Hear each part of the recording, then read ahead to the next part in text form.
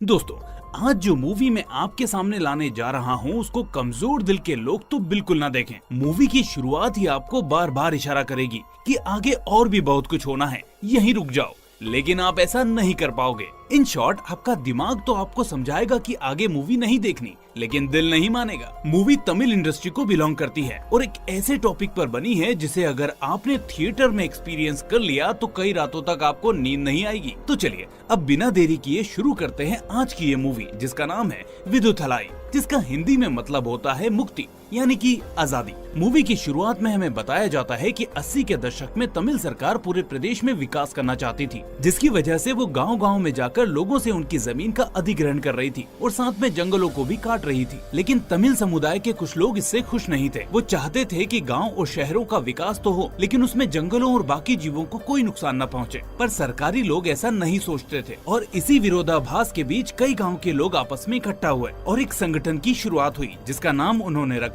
Tamil people army यानी TPA. उस वक्त टीपीए में कई गांव और शहरों के लोग मौजूद थे जो पुलिस से आए दिन मुठभेड़ करते रहते थे। टीपीए के सभी लोग सरकार के खिलाफ रहते थे और उसके हर फैसले का विरोध करते थे। इस तरह जब लंबे समय तक कोई रास्ता नहीं निकला तो सरकार ने धर्मापुरी शहर के पहाड़ों में एक मिनरल कंपनी को माइनिंग का कॉन्ट्रैक्ट दिया। सरकार ने ये भी ऐलान किया कि इसमें सभी गांव वालों को नौकरी मिलेगी और पहाड़ी इलाकों में विकास भी होगा। लेकिन टीपीए के लोग इसके लिए भी राजी नहीं हुए, क्योंकि उनका मानना था कि पहाड़ों में माइनिंग करने का मतलब प्रकृति से खिलवाड़ करना है। वो कहते थे कि आप सड़क बनाओ, अस्पताल बनाओ, स्कूल बनाओ, लेकिन किसी भी कंपनी को यहाँ मत लाओ। ये सब काफी सालों तक चलता रहा और धीरे धीरे सारी कंपनीज टीपीए के डर से प्रदेश को छोड़कर भागने लगी, क्योंकि टीपीए के लोग आए दिन कंपनी के लोगों से लड़ते और उनको वहाँ से जाने की धमकी देते। इस बीच पुलिस और टीपीए के बीच भी कई बार गोलाबारी भी हुई, जिसमें कभी पुलिस के लोग मारे जाते तो कभी तमिल पीपल आर्मी के। इसलिए मजबूरन सरकार ने टीपीए से निपटने के लिए एक स्पेशल पुलिस यूनिट की शुरुआत की, जिसका काम था टीपीए की एक्टिविटीज को रोकना और गाँव वालों को सरकार के पक्ष में करना। दिन बीतते गए,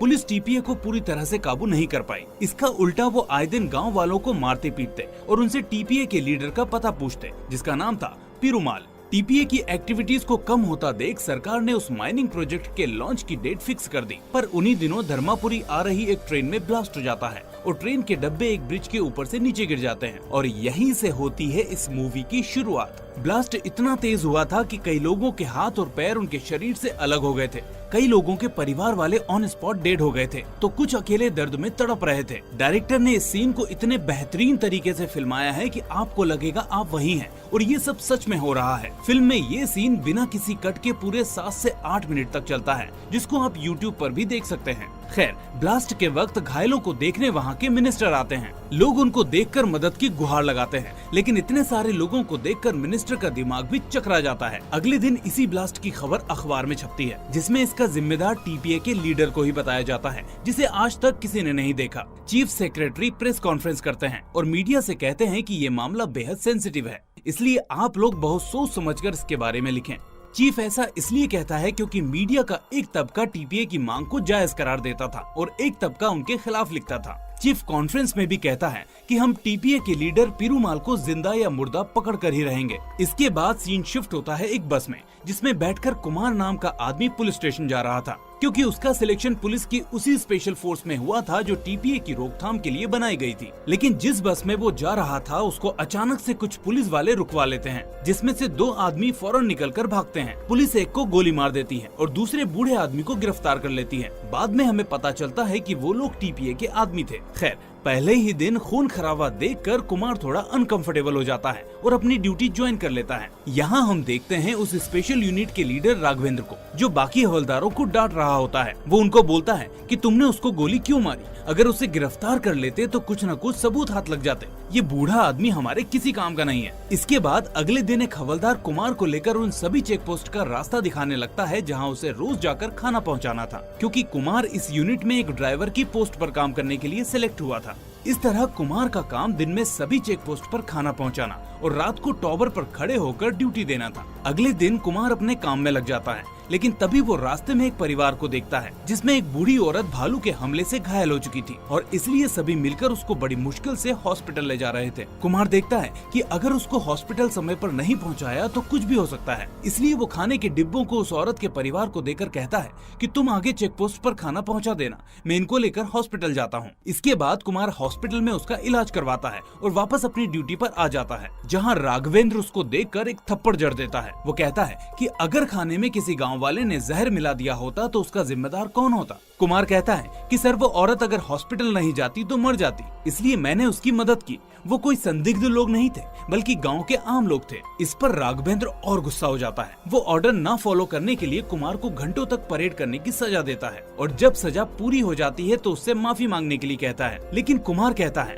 कि सर मैंने कुछ भी गलत नहीं किया तो मैं माफी क्यों मांगू। इस बात पर राघवेंद्र और भड़क जाता है और वो कुमार से सभी टॉयलेट्स को साफ करने के लिए कहता है। उधर डीआईजी एक मीटिंग बुलाता है और राघवेंद्र से कहता है कि पेरुमाल को दुर्गम जंगल के आसपास देखा गया है, इसलिए तुम अपनी चेकिंग बढ़ा दो। उस रात कुमार खाना देकर वापस लौट रहा होता है तो उसे रास्ते में कुछ लोग मिलते हैं। वो उनसे सवाल करने लगता है तो वो लोग बताते हैं कि कल उनकी बहन की सगाई है और वो दूर से सफर करते हुए यहाँ तक आए हैं जिसमें इतनी रात हो गई। कुमार को उन पर शक नहीं होता, इसलिए वो वहाँ से आगे बढ़ जाता है, जबकि वो लोग असल में टीपीए के ही लोग होते हैं और पेरुमाल भी उनमें शामिल होता है। खैर अगले दिन वो औरत कुमार को अपने घर बुलाती है। वो कुमार को उसकी मदद करने के लिए शुक्रिया करती है और उसे बताती है कि आज उसकी पोती राशि की सगाई है, इसलिए वो चाहती है कि आज के मौके पर कुमार वहाँ मौजूद हो। कुमार खुशी खुशी वहाँ रुक जाता है। अगले दिन जब कुमार बाजार में होता है तो वो राशि को देखता है। वो राशि से उसकी दादी की तबीयत के बारे में पूछने लगता है और बातों ही बातों में उसकी सगाई के बारे में पूछता है। राशि उसको बताती है कि वो शादी नहीं करना चाहती, लेकिन दादी की तबीयत खराब होने की वजह से उसने सगाई के लिए हाँ बोल दिया, पर दादी ने तो शादी की डेट फिक्स कर दी।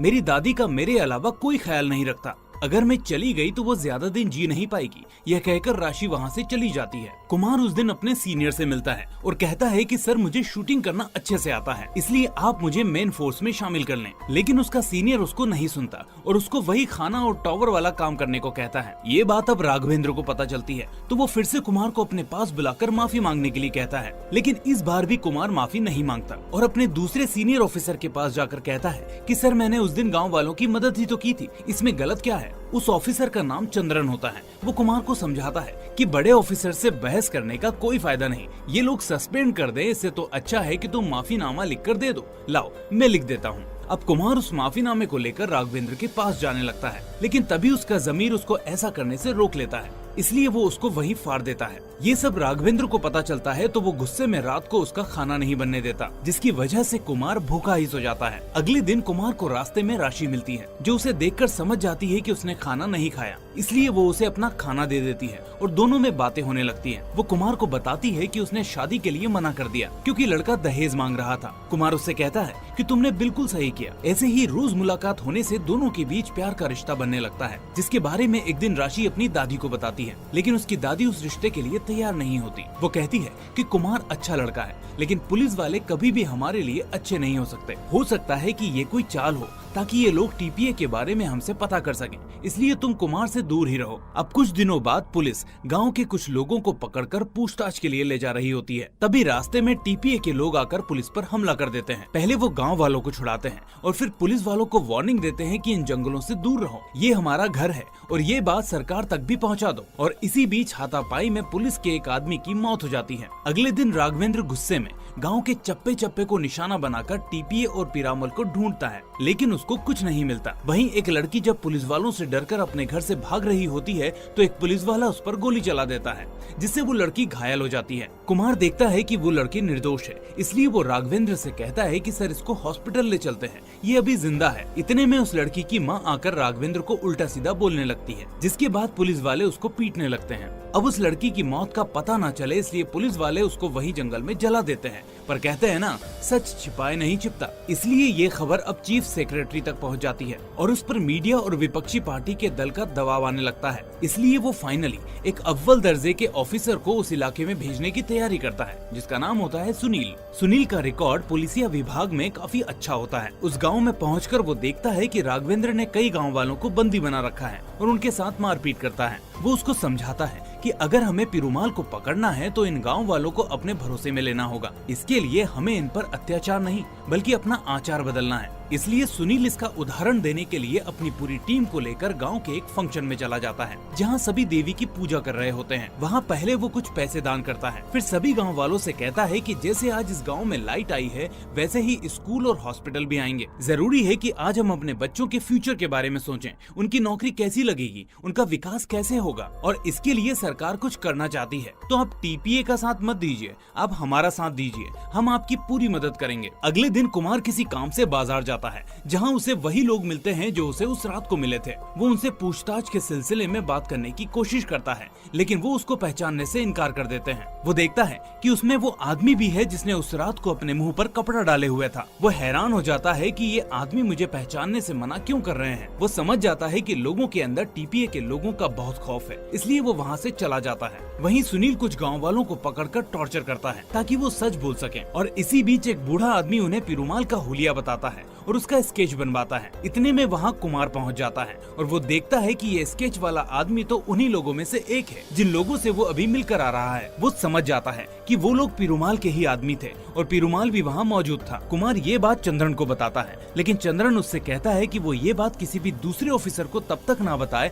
जब तक वो उसको ना कहे। इसके साथ ही वो उसको एक कहानी सुनाता है कि एक बार पुलिस गाँव के कुछ लोगों को पकड़ कर ले आई थी, जिसके बाद पीरूमाल और उसके आदमी पुलिस स्टेशन में आए और एक पुलिस वाले को जान से मार दिया था, जबकि वो बार बार कह रहा था कि मेरी बेटी का जन्म अभी अभी हुआ है, मैंने उसको देखा तक नहीं है, मुझे मत मारो। लेकिन पीरूमाल ने उस पर कोई दया नहीं दिखाई और उसको मार दिया। इसी बीच हमें पता चलता है कि चंद्रन भी असल में टीपीए से मिला हुआ होता है। असल में वो ही पुलिस की सारी खबर पीरूमाल को देता था, जिसकी वजह से कोई उसको पकड़ नहीं पाता था। खैर, कुमार ये बात सुनकर चंद्रन की बात मान लेता है और राघवेंद्र को कुछ नहीं बताता। उधर चंद्रन टीपीए को बताता है कि कुमार नाम के ऑफिसर को तुम्हारे बारे में पता चल चुका है, इसलिए थोड़ा संभल कर रहना। वो चाय पिलाने के बहाने कुमार को बाहर ले आता है जहाँ टीपीए का आदमी उसकी शक्ल को पहचान लेता है ताकि जब भी पीरूमाल को उस पर एक्शन लेना हो तो उसको पहचान सके। लेकिन जब पीरूमाल और उसके लोग कुमार के बारे में सोचते हैं तो उन्हें लगता है कि ये तो बस एक मामूली सा ड्राइवर है, अगर हम इसे मार भी देंगे तो सरकार पर इसका कोई असर नहीं पड़ेगा, लेकिन अगर हम इनके बड़े ऑफिसर को मार देंगे तो सरकार इस पुलिस को यहाँ से हटा लेगी। इसलिए वो कुमार की जगह सुनील को मारने का प्लान बनाते हैं। वो पहाड़ के ऊपर जाकर सुनील की गाड़ी का वेट करने लगते हैं और जैसे ही उसकी गाड़ी आती है वैसे ही एक बड़ा सा पत्थर उसके ऊपर धकेल देते हैं, लेकिन सुनील उससे बच जाता है। आगे जाकर उसकी गाड़ी एक गड्ढे में फंस जाती है। थोड़ी देर बाद वहाँ से कुमार खाना लेकर जा रहा होता है जो सुनील से कहता है कि सर मैं इस गाड़ी को निकाल सकता हूँ। वो ठीक वैसा ही करता है और सुनील उसकी तारीफ भी करता है। अब सुनील एक प्लान बनाता है। वो अपने कुछ लोगों को गांव वालों जैसे कपड़े पहनाता है और मीडिया में एक खबर निकलवा देता है कि ये लोग टीपीए से जुड़े हुए हैं, लेकिन हम इन पर मुकदमा नहीं चलाएंगे, हम इन्हें रिटेंशन सेंटर भेज रहे हैं ताकि ये इंडिपेंडेंट रहकर नौकरी कर सके। असल में सुनील पुलिस की छवि को सुधारने की कोशिश करता है ताकि गांव वालों का भरोसा जीत सके। कुमार को लगता है कि यही सही मौका है वो पीरूमाल का पता अपने सीनियर को बता दे, लेकिन चंद्रन उसको समझाता है कि जब मैंने तुमसे बोल रखा है कि मेरे बोलने से पहले तुम किसी से कुछ नहीं कहोगे तो क्यों अपनी जान और नौकरी खतरे में डाल रहे हो, लेकिन फिर भी तुम्हें मरने का शौक है तो जाओ बताओ। कुमार उसकी बात मान लेता है और वेट करने का फैसला करता है। वहीं दूसरे दिन राशि और कुमार की मुलाकात होती है। वो राशि से टीपीए के बारे में बात कर रहा होता है कि किस तरह एक दिन पीरूमाल ने एक पुलिस वाले को बेवजह जान से मार दिया था, जिस पर राशि उससे कहती है कि ये सच नहीं है, वो किसी को बेवजह नहीं मारता। वो बताती है कि जब मैं छोटी थी तब मेरे माँ और बाबा को पुलिस ने उठा लिया था। उसी वक्त तमिल पीपल्स आर्मी ने गाँव में एक मेडिकल कैंप भी रखा था। मेरे अंकल वहाँ जाकर पीरूमाल को बताकर आए कि मेरे माँ और बाबा बेवजह पुलिस के कब्जे में हैं। जिसके बाद पीरूमाल अपने आदमियों के साथ वहाँ गया और उसने देखा कि मेरे पिता को पुलिस वालों ने पीट पीट कर मार दिया है और वहाँ मेरी माँ बिना कपड़ों के जमीन पर पड़ी है, जिसको पुलिस वालों ने बहुत मारा है। पीरूमाल ने पहले अपनी शर्ट से मेरी माँ के बदन को ढका और उसके बाद उस पुलिस वाले की तरफ इशारा किया जिसने वो सब किया था। पीरूमाल ने पहले उस पुलिस वाले का हाथ काटा क्योंकि उसने मेरी माँ को उसी हाथ से मारा था और फिर मेरे पिता को मारने की वजह से उसको भी जान से मार डाला, जबकि वो बार बार कह रहा था कि मैं अभी अभी बाप बना हूँ, मुझे छोड़ दो। कुमार उसकी सारी बातें ध्यान से सुन रहा था। वो समझ चुका था कि चंद्रन ने उसे आधी बात बताई थी। वो अब बेहद गंभीर मुद्रा में वापस पुलिस स्टेशन चला आया। पूरे रास्ते उसका दिमाग यही सोच रहा था कि पीरूमाल सही आदमी है या नहीं। उसी रात जब कुमार पहरा दे रहा था तब उसे एक लड़की बिना कपड़ों के जख्मी हालत में पुलिस स्टेशन से बाहर भागते हुए दिखी। वो फौरन उसको रोकता है। वो कहती है कि पुलिस वाले ने मेरे एक बच्चे को मार दिया और मेरा दूसरा बच्चा मेरे घर पर दूध के लिए तड़प रहा है, मुझे जाने दो। कुमार कुछ कहता उससे पहले ही दूसरा पुलिस वाला उसके सर पर हमला कर देता है, जिससे वो बेहोश हो जाती है और बाकी पुलिस वाले उस लड़की और बुढ़े को लेकर कहीं और चले जाते हैं। कुछ दिनों बाद गाँव में एक मिनिस्टर आता है जो गाँव वालों को समझा रहा होता है। वहीं सिक्योरिटी के लिए कुमार भी ड्यूटी पर था, जिसे राशि मिल जाती है।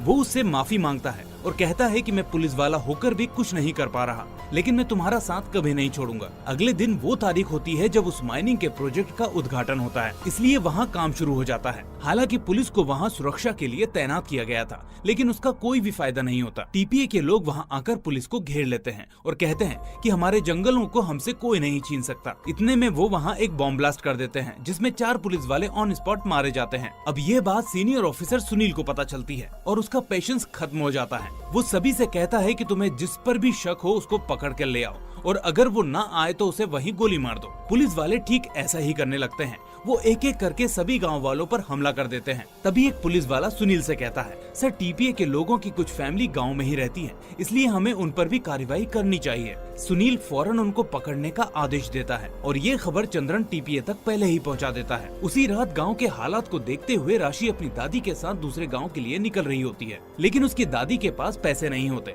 इसलिए वो अपनी सहेली से पैसे लेने जाती है जिसको उसने उधार दे रखे थे। वो राशि से कहती है कि मैं अभी आती हूँ, तुम यहीं रहना और कहीं मत जाना। लेकिन काफी देर होने तक उसकी दादी वापस नहीं आती और अगले दिन राशि को उसकी सड़क पर लाश मिलती है। देखने से पता चलता है कि पुलिस ने उसकी दादी के कपड़े उतारकर उनकी पिटाई की और जान से मार डाला। कुमार को जब ये पता चलता है तो वो गांव में जाकर अफसोस करने लगता है, लेकिन लोग उसको भी काफी कुछ बोलते हैं क्योंकि वो भी एक पुलिस वाला था। दूसरी तरफ पुलिस वाले अब सुनील के कहने पर सभी गांव वालों को गिरफ्तार करने लगते हैं। इस वजह से कई औरतें अपने बच्चों को घर पर अकेला ही छोड़कर पुलिस वालों के साथ चली आती हैं, ताकि उनके बच्चे सुरक्षित रहें। उन औरतों में राशि भी होती है, जिसको कुमार देख लेता है। वो फौरन चंद्रन के पास जाकर मदद मांगता है और कहता है कि वो लड़की निर्दोष है, वो उसे पर्सनली जानता है, इसलिए वो उसको छुड़वा दे। चंद्रन ऐसा करने से मना कर देता है, जिसके बाद कुमार कहता है तो फिर मैं खुद ही जाकर सभी को पीरूमाल का पता बता देता हूँ, जिस पर चंद्रन उसे ऐसा करने से मना करता है। उधर राघवेंद्र औरतों और आदमियों को अलग अलग सेल में रखता है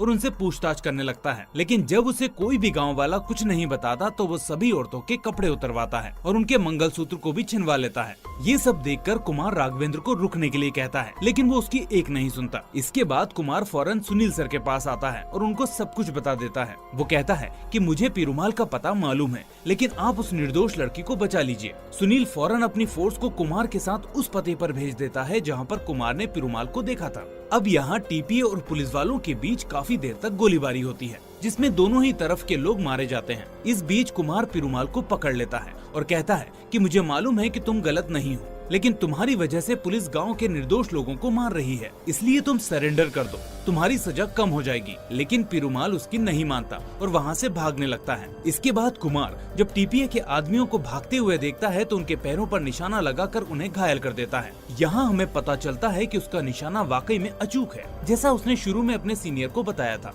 अब एक तरफ राशि गाँव की औरतों को बचाने के लिए आगे आती है, तो वहीं दूसरी तरफ कुमार पीरूमाल को पकड़ लेता है और यही होता है पिक्चर के पहले पार्ट का दी एंड। लेकिन मूवी के क्रेडिट सीन में हमें दूसरे पार्ट की एक झलक दिखाई जाती है, जहां हमें अंदाजा लगता है कि शायद पुलिस वालों ने राशि को भी मार दिया था, जिसके चलते सुनील राघवेंद्र को सस्पेंड कर देता है। वहीं कुमार पीरूमाल से उस ट्रेन में हुए ब्लास्ट की पूछताछ कर रहा होता है, लेकिन इतने में कोई आकर पीरूमाल को छुड़वा लेता है। मुझे तो इस मूवी के दूसरे पार्ट का बेसब्री से इंतजार है। ये कहानी अगर आप बड़े पर्दे पर देखोगे तो आपके रोंगटे खड़े हो जाएंगे, क्योंकि एक एक सीन बेहद यूनिक तरीके से फिल्माया गया है। भाई यही है असली सिनेमा। तो दोस्तों, अगर आपको ये एक्सप्लेनेशन अच्छी लगी हो तो वीडियो को लाइक करने के साथ साथ अपने दोस्तों के साथ शेयर भी कर दें। आपको क्या लगता है, क्या वाकई में टीपीए ने वो ब्लास्ट किया था और आखिर में राशि का क्या हुआ? हमें कमेंट करके जरूर बताएं। नए हैं तो चैनल को सब्सक्राइब करने के साथ साथ नोटिफिकेशन बेल भी दबा दें। अब मैं मिलूंगा अगली ऐसी ही धांसू और शानदार मूवी के साथ। तब तक के लिए take care and thanks for watching.